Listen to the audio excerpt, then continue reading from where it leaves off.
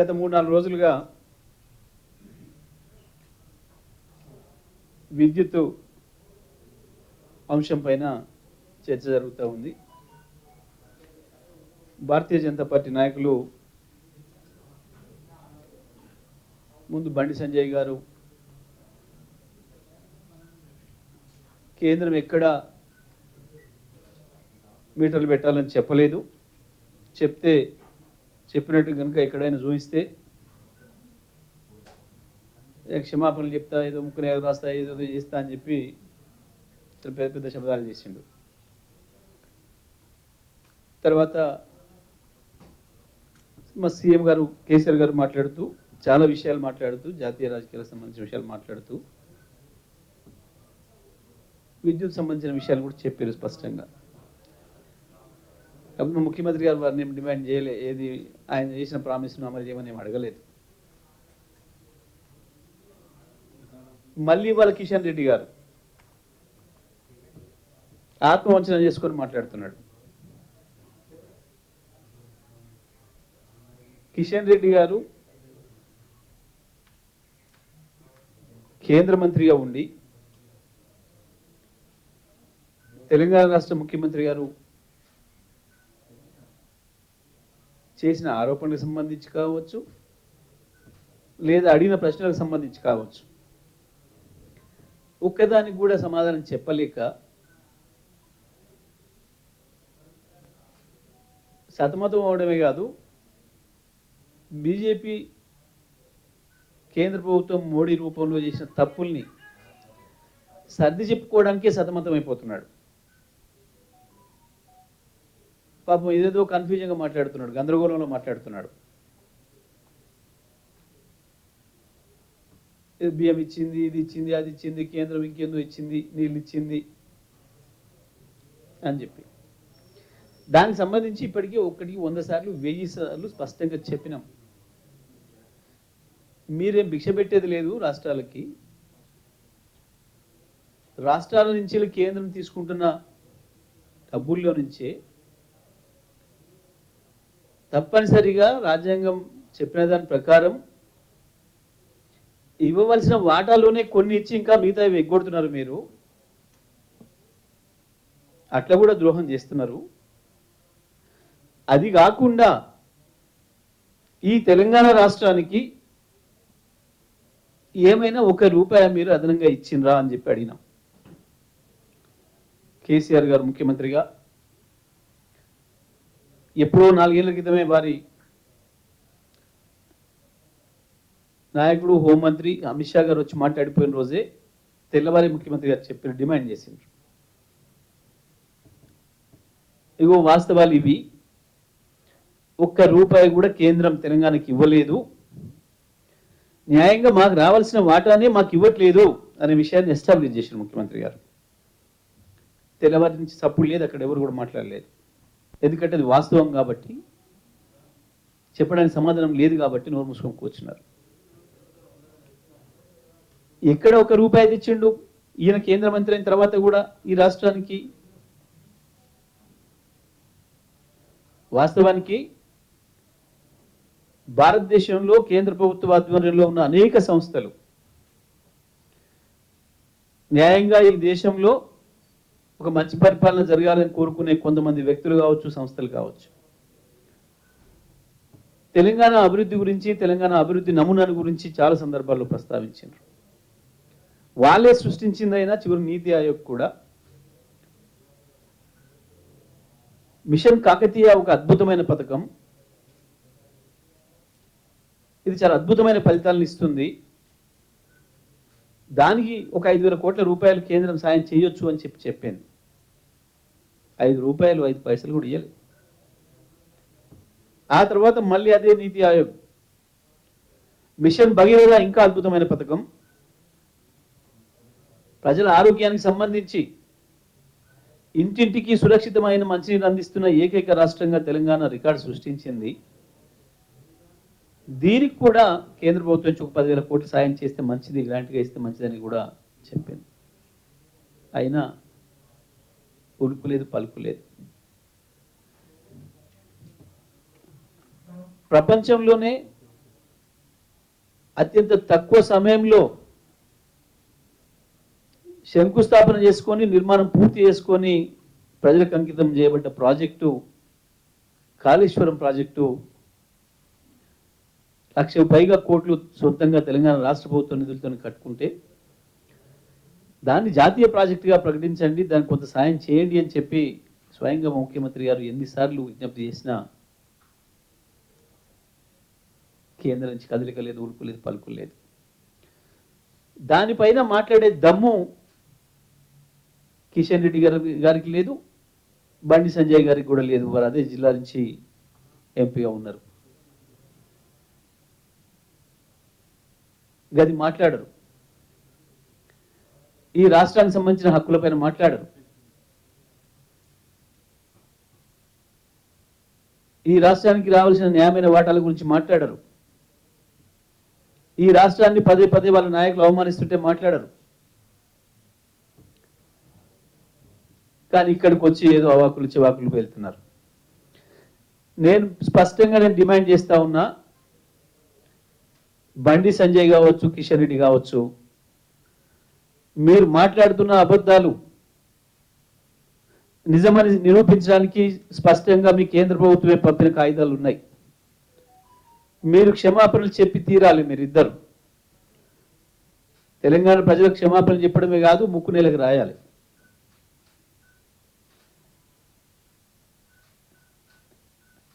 ఏదో draft bill మార్చినాం, మీరు బిల్లే ప్రవేశపెట్టలేదు అని బుకాయింపులు చేసి తప్పించుకోవడం చూస్తున్నారు. బండి సంజయ్ బుకాయింపులు మాని క్షమాపణలు చెప్పు ఈ రాష్ట్రానికి, దేశ ప్రజలకు, రాష్ట్ర ప్రజలకు. బండి సంజయ్ కంటే కేంద్ర ప్రభుత్వం గురించి తెలియదు, అసలు ప్రభుత్వాల గురించి తెలియదు, పరిపాలన గురించి తెలియదు. ఆయన ఒక అపరిపక్వమైన నాయకుడు అనుకుందాం. కానీ కిషన్ రెడ్డికి ఏమైంది? ఒక కేంద్ర మంత్రిగా ఉన్నాడు, ఆయన ఒక సీనియర్ పార్లమెంటేరియను, శాసనసభలో పనిచేసినాడు. కిషన్ రెడ్డి గారు కూడా అబద్ధాలు మాట్లాడుతున్నాడు. స్పష్టంగా బిల్లు ప్రవేశపెట్టడానికి సాధ్యం కావట్లేదు, రాష్ట్రాల నుంచి వ్యతిరేకత వచ్చింది, ప్రజల నుంచి వ్యతిరేకత వస్తుంది అని చెప్పి తెలిసి దిద్దిదారిన ఏప్రిల్ 27, 2021 నాడు డ్రాఫ్ట్ నేషనల్ పాలసీ ప్రకటించారు. Preparation of draft national electricity policy 2021 అని చెప్పి ఇవాళ ఈ పాలసీని అమలు చేస్తున్నారు. దీనికి చట్టంతో పని లేదు, దీన్ని యాక్ట్ చేసే పని లేదు, ప్రభుత్వ పాలసీగా ప్రకటన చేసిండ్రు, దీన్ని అమలు చేస్తున్నారు. దీంట్లో స్పష్టంగా చెప్పిండు,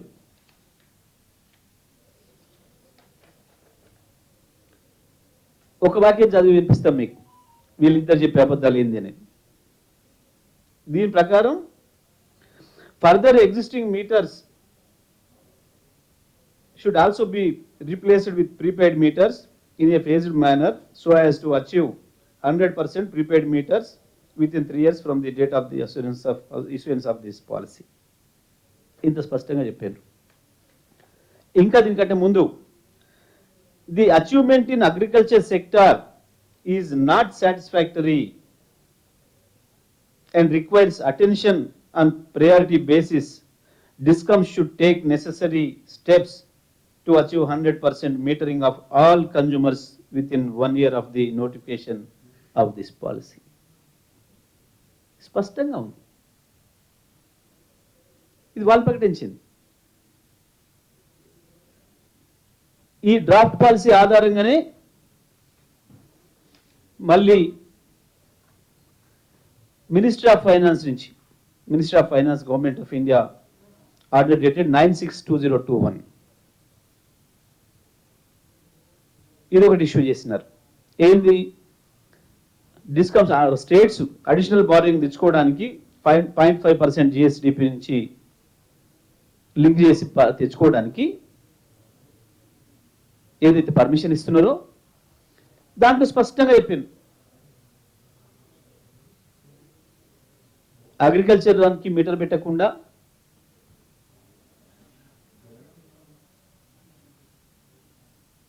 మీరు డిస్కమ్స్ పర్ఫార్మెన్స్ పెంచకుండా, పర్ఫార్మెన్స్ పెంచడం అంటే వాళ్ళ దృష్టిలో మీటర్లు పెట్టడమే, ఇంకేం లేదు. దీనికి ఎలిజిబిలిటీ రాదు. మార్కులు ఇచ్చారు, మొత్తం మీటర్లు పెడితే 25 మార్కులు, టోటల్ మార్క్స్ 25 అయితే మొత్తం మీటర్లు పెట్టిన వాళ్ళకి 25 మార్కులు, లేదు మొత్తం ప్రైవేటైజేషన్ చేసిన వాళ్ళకి 25 మార్కులు.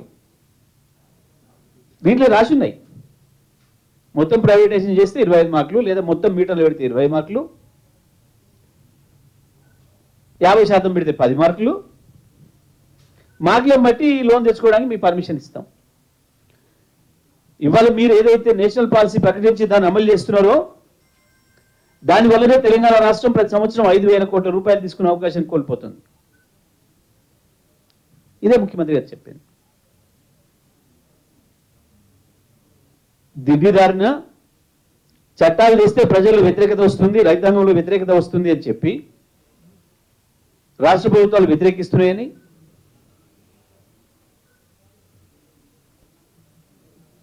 ఒక డ్రాఫ్ట్ పాలసీని, నెల్షన్ పాలసీని ప్రకటించేసి చెప్పకుండానే పాలసీని అమలు చేస్తూ ప్రైవేటీకరణ చేసిన వాళ్ళకి డబ్బులు ఇస్తాం, మీటర్లు పెట్టిన వాళ్ళకి డబ్బులు ఇస్తాం, లేకపోతే మీ తాట తీస్తాం. ఇది కేంద్ర ప్రభుత్వంలో ఉన్న బీజేపీ పార్టీ అనుసరిస్తున్న వైఖరి, బీజేపీ పాలసీగా కేంద్రం అనుసరిస్తున్న వైఖరి ఇంత స్పష్టంగా ఉంది.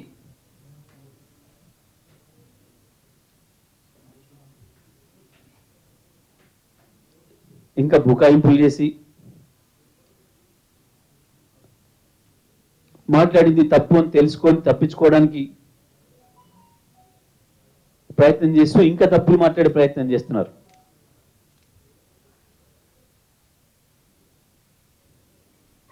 ఇది అబద్ధం కాదు కదా. డాప్యుటేషన్ పాలసీ కేంద్ర ప్రభుత్వం నుంచి వచ్చింది, మినిస్ట్రీ ఆఫ్ ఫైనాన్స్ నుంచి వచ్చిన నోటిఫికేషన్తోనే 0.5 FRBM లోబడి తీసుకోమని చెప్పింది. దానికి కండిషన్స్ ఉంటేనే పెడతాము, లేదు లేకపోతే లేదు, ఇవ్వము అని. మరి ఇంకేం కావాలి? ఇంతకు మించి స్పష్టత ఏం కావాలి? మీటర్లు పెట్టాలన్న కుట్ర మీరు చేస్తున్నారు అని చెప్పడానికి ఇంకేం కావాలి? మీటర్లు పెట్టినందుకే కదా మమ్మల్ని నిరోధిస్తున్నారు.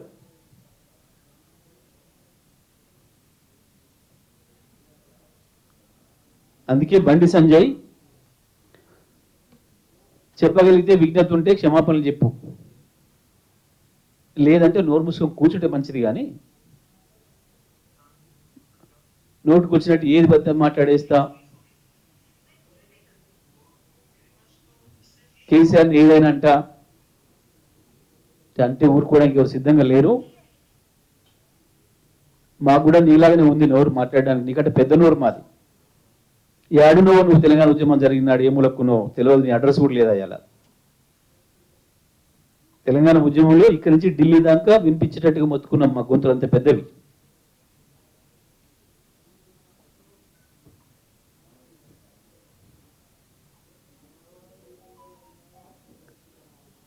ఇదే పాపం కిషన్ రెడ్డి మాట్లాడుతుంటే నవ్వుకుంటున్నారు చూసేవాళ్ళు.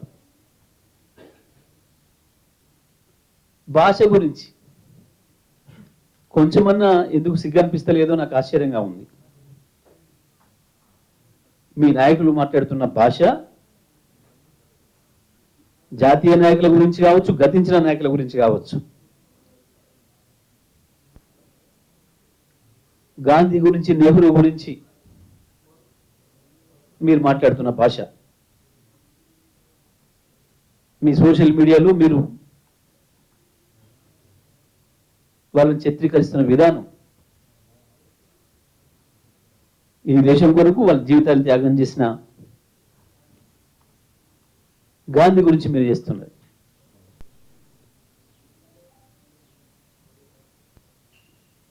గాంధీని తిడుతూ గాడ్సేని పొగిడే మీరు ఇంకోరి గురించి మాట్లాడతారు, ఇంకోరు చెప్తారా? కిషన్ రెడ్డి గారు నీకు సమాధానం చెప్పడానికి, నీతో చర్చ చేయడానికి ఏ టీఆర్ఎస్ కార్యకర్తతో కూడా అక్కరలేదు. నువ్వు ఏ గ్రామానికి వెళ్ళినా, నువ్వు హైదరాబాద్లో నువ్వు ఇంతకుముందు నియోజకవర్గం ప్రాతినిధ్యం వహించిన కాడికి పోయినా ఏ మూలమైన ఒక పెన్షన్దారుడు చెప్తాడు, ఒక ఆసరా పెన్షన్ తీసుకునే అమ్మ చెప్తుంది, పెద్ద పెద్ద తల్లి చెప్తుంది మీ చక్కదనం ఏందో, మీరేందో. కేంద్ర ప్రభుత్వంగా 8 ఏళ్లలో ఈ దేశానికి మీరు ఇచ్చింది ఏందో ఒక్కటంటే ఒక్కటి. ఈ 70 సంవత్సరాల కాలంలో ప్రజలకు ఏదైనా హామీలు ఇస్తే ఆ ఇచ్చిన హామీల్ని ఒక్కటంటే ఒక్కటి కూడా నెరవేర్చని ఏకైక ప్రభుత్వం మీది. పైగా మీరు ఇచ్చిన హామీలకు విరుద్ధంగా, మీరు మాట్లాడుతున్న మాటలకు విరుద్ధంగా చేతలు చేస్తున్న ప్రభుత్వం మీది. మాట్లాడేది జాతీయవాదం, చేసేది దేశద్రోహం.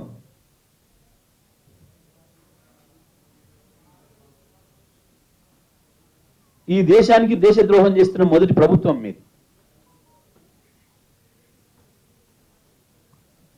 జాతీయత మాటున జాతిని తీసుకుపోయి 2-3 దళారులకు అప్పచెప్తున్నది మీరు.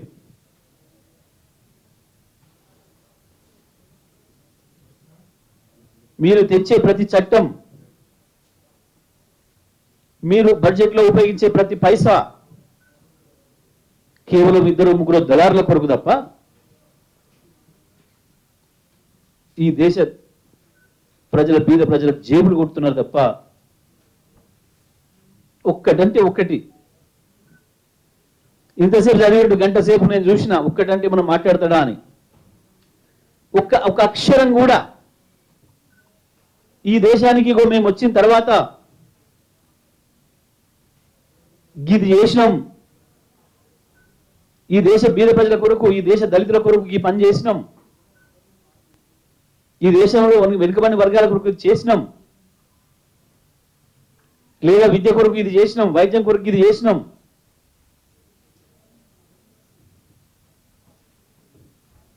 ఈ దేశంలో ఒక కొత్త ప్రాజెక్టు కట్టినాం, వృధాగా పోతున్న సముద్రం పోతున్న నీళ్ళని ఆపి ఇగో ఇక్కడ పలానా 10 ఎకరాలకు నీళ్ళు ఇచ్చినాం. ఒక్కటంటే ఒక్కటి.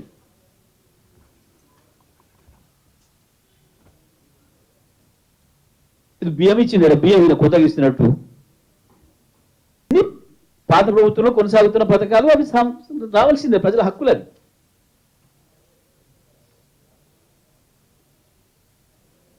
చూసిన వాళ్ళంతా నవ్వుకుంటున్నారు. ఏమైనా ఒక అక్షరం ఉందా దీంట్లో అని.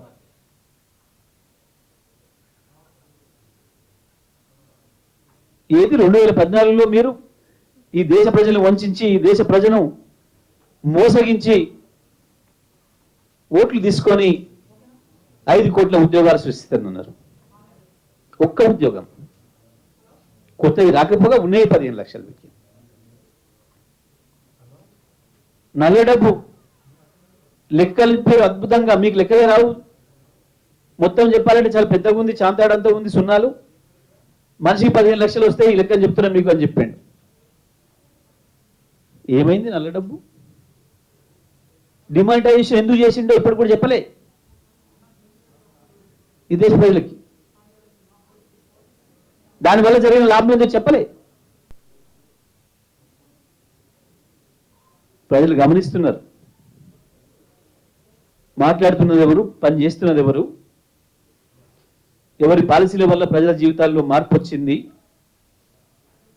తెలంగాణ నుంచి వాళ్ళ ఇట్లా ఆకలి పారిపోయింది, ఎందుకు గుజరాత్లో దరిద్ర రేఖ పెరుగుతుంది, తెలంగాణలో ఎందుకు తగ్గుతుంది, గుజరాత్తో పాటు ఈ దేశం మొత్తాన్ని నాశనం చేయడానికి మీరు చేస్తున్న చట్టాలు ఏంది, మీరు చేస్తున్న పాలసీలు ఏంది, ఈ దేశ రైతాంగం నడ్డి విరిచే పద్ధతుల్లో కొద్దిమంది జేబులు నింపడానికి మీరు తీసుకొస్తున్న ఎలక్ట్రిసిటీ బిల్లులు ఏంది, రైతు వ్యవసాయ చట్టాలు ఏంది,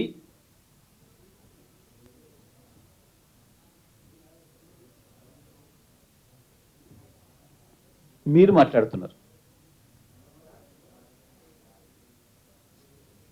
కిషన్ రెడ్డి, మీకు చర్చ జరగాలంటే, మీకు ఇంకా సమాచారం తెలుసుకోవాలనుకుంటే,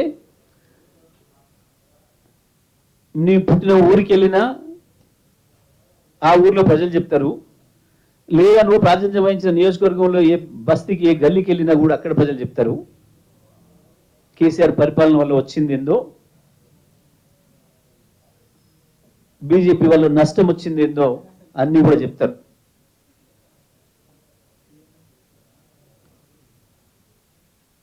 నువ్వు ఇచ్చిన గొప్ప ఉపన్యాసానికి చర్చ కేసీఆర్ కావాలంట పాపం.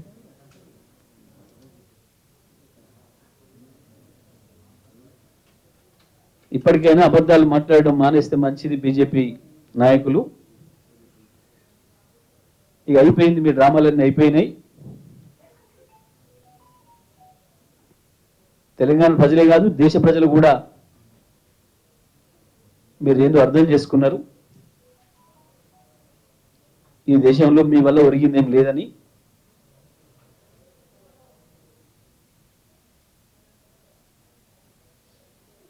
ఇప్పటికైనా బుద్ధి తెచ్చుకొని మంచిగా ఉంటే బాగుంటుందని చెప్పి మేము తెలియజేస్తా ఉన్నాం. అవును, ఇప్పుడు పెట్టకపోతే వాళ్ళు చేసేది ఏంది? లోన్లు రానివ్వం,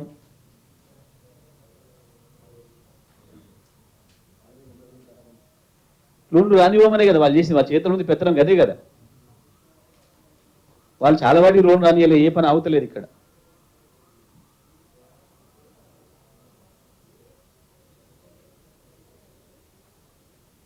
అంతకు మించి ఇంకేం చేస్తారో చూస్తారు. కేసీఆర్ గారు అన్ని ఆలోచించి చెప్పారు.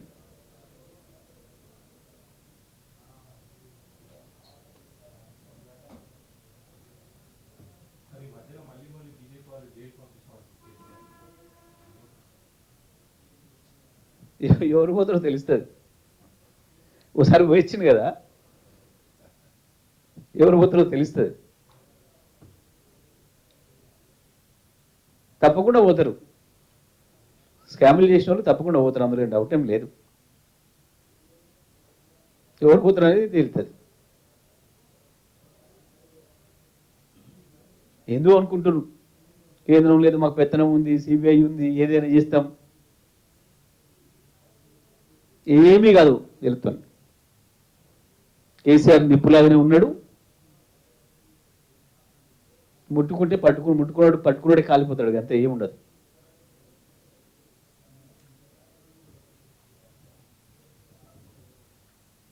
చిల్లర మాట కాకపోతే ఏముంది దాంట్లో? అసలు అదొక చిల్లర పదం కాకపోతే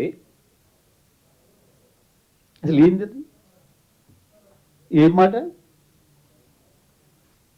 ఏం చూపించిందని కేసీఆర్ మీద ఒక చిన్న వెంట్రుక మందం ఏదైనా ఒక ఆరోపణ వచ్చిందా?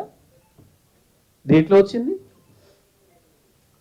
కేసీఆర్ ఇచ్చినట్టు కళ్యాణ లక్ష్మి ఇస్తాను ఇంకొకరు మాట్లాడుతున్నాడు. దేశంలో చాలా పార్టీలు, ప్రజల గురించి వెళ్ళి ఆలోచించే పార్టీలు కేసీఆర్ను నమూనాగా తీసుకుంటున్నారు, తెలంగాణ పరిపాలన నమూనాగా తీసుకుంటున్నారు. ఇది నెమ్మదిగా ఢిల్లీకి సెగ ఎగురుతుంది. ఆ భయంతో ఇవాళ రాష్ట్రం పైన కుట్ర చేస్తున్నారు. కేసీఆర్ని పరిపాలన చేసేదానికి అడ్డంకులు సృష్టించే ప్రయత్నం చేస్తున్నారు. ప్రజలకు వచ్చే వాటిని అడ్డుకునే ప్రయత్నం చేస్తున్నారు. అందుకే ఇవాళ కేసీఆర్ గారు మాట్లాడాల్సి వస్తుంది. మా పరిపాలన మమ్మల్ని చేసుకొని ఇచ్చినప్పుడు రాలే మీ జోలికి. రాజ్యాంగాన్ని ఉల్లంఘించి ఉమ్మడి జాబితాలోని వంకతోని రాష్ట్రాల హక్కుల్ని హరించే ప్రయత్నం చేస్తున్నావు కాబట్టి ఇవాళ బీజేపీ గురించి, కేంద్రం గురించి మాట్లాడుతున్నారు కేసీఆర్ గారు. తప్పకుండా సందర్భం వచ్చినప్పుడు ఈ దేశ పౌరులుగా ప్రతి ఒక్కరు స్పందించాలి. అందులో నేను ఒక పౌరుడిగా స్పందిస్తున్నాను కూడా చెప్పినారు కేసీఆర్ గారు. ఒకవైపు రాష్ట్రం హక్కుల కొరకు కొట్లాడతా, మరొక వైపు ఈ దేశ పౌరుడిగా కూడా కొట్లాడతా. ఇది దేశద్రోహ ప్రభుత్వం, ఈ దేశ ప్రజల్ని మరింత దారిద్ర్యంలోకి నెట్టే ప్రయత్నం జరుగుతుంది. తప్పకుండా ప్రజల కొరకు కొట్లాడాలి. అన్యాయానికి వ్యతిరేకంగా కొట్లాడిన చరిత్ర నాకు ఉంది. అన్యాయం పైన తిరుగుబాటు చేసి